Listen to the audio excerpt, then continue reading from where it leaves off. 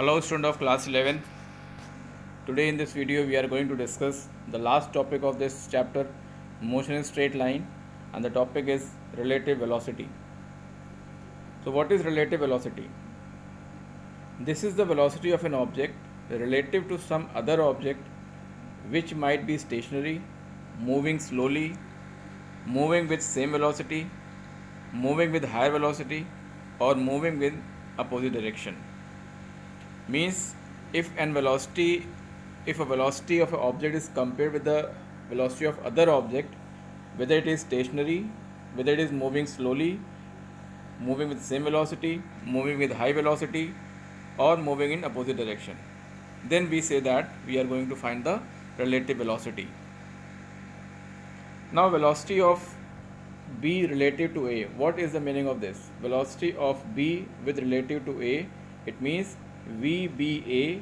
B means velocity of object B and A is velocity of object A. So it is the representation VBA is equal to VB minus VA, and velocity of A relative to B is VAB is equal to VA minus VB. Now if you see in this relation, if it is VBA, so we are writing VB minus VA, and if it is VAB, we are writing VA minus VB. So this is the way how can we find the relative velocity of the two objects when the velocity of object is given. Now let us see one example. See, this is a plane moving with velocity 100 km per hour, and the velocity of wind is given 25 km per hour. It is also in the same direction of the plane, so the resultant velocity will be 125 km per hour. Now in the next case, the velocity of plane is given 100 km per hour and the velocity of wind is 25 km per hour, but it is in opposite direction. Then the resultant velocity will be 75 km per hour. Now if the plane is moving with a velocity of 100 km per hour and in the direction of arrow, and the velocity of wind is 25 km per hour in the direction of arrow, then what will be the resultant?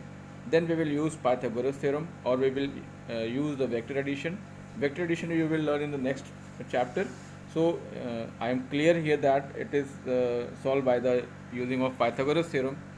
So you see the red lines in the direction of arrow, we had kept head to tail, and the R is a resultant. So by applying the Pythagoras theorem, the resultant velocity of this is 103.1 km per hour. In this situation of side wind, the southward vector can be added to the westward vector using the method of vector addition, and the magnitude of the resultant velocity is determined using Pythagoras theorem, and the steps are follows. If you see the values is written in the form of Pythagoras theorem, what we are using, 100 km per hour square plus 25 km per hour square is equal to R square, means the square of hypotenuse is equal to sum of the square of base and perpendicular. So by solving this, you can get the value of 103.1 km per hour, and this is the resultant value of the velocity. Now to find the direction of the resultant velocity, the direction of resulting velocity can be found with the help of trigonometry. Using trigonometry function, we can find the direction. Since the plane velocity and the wind velocity form a right angle when added together in head to tail, the angle between the resultant vector, means if you see the blue color, the resultant vector, and the southward vector can be determined using the sine, cosine, or tangent. Any trigonometric ratio you can use to find the direction. The tangent function can be used, that is tan theta is equal to perpendicular upon base, so you can write it here 25 by 100, and if you solve this, you find the value from the trigonometric table, then you will find the angle is equal to 14 degree. This is the direction resultant velocity. So in this way we can find the relative velocity of the two objects and the direction also with the help of trigonometry. Now we will see two examples how can we find the relative velocity of the given object. Now let us see one example of the relative velocity. So relative velocity of object A with respect to B can be written as VAB is equal to VA minus VB. Now there is one situation. In this situation we are seeing that object A is moving with a speed of 60 km per hour in east direction, and also the object B is moving with the same velocity 60 km per hour in the east direction. Now what is the relative velocity of B with respect to A? So how can we solve this?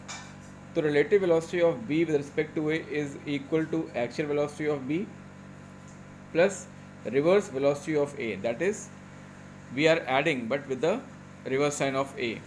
So 60 km per hour plus minus 60 km per hour, it is a 0 km, means relative velocity of B with respect to A is 0 km per hour.